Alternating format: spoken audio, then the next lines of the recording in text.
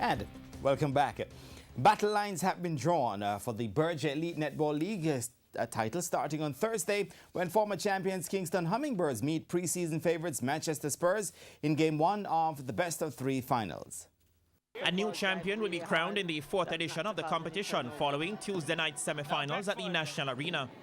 This follows a nail-biting one-goal loss for defending champions St. Anne Orchids, who went down 42-43 to the inaugural winners Kingston Hummingbirds in the second semi-final.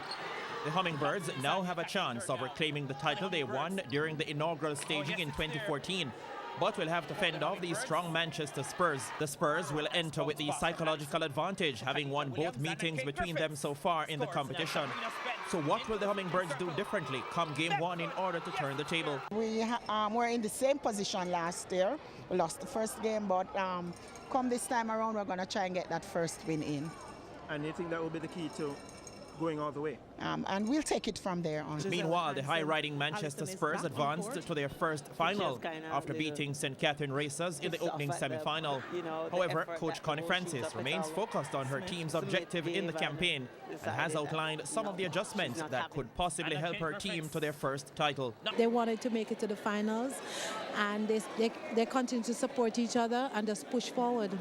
The best-of-3 finals will get underway on Thursday inside the National Arena. TVJ Sports Network will have live coverage starting with a pre-game show at 7:20.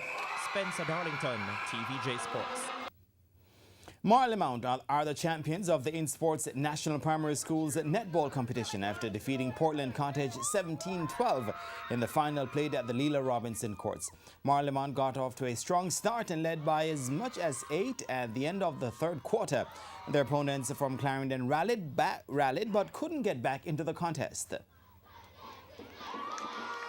Well, I was sitting there, and the girls were playing, and they were playing lovely. And then at one point, it's like they started to go down because I was sitting. So I said to myself, no, I have to sit and let them figure it out by themselves. So once I'm not speaking, that's how they play.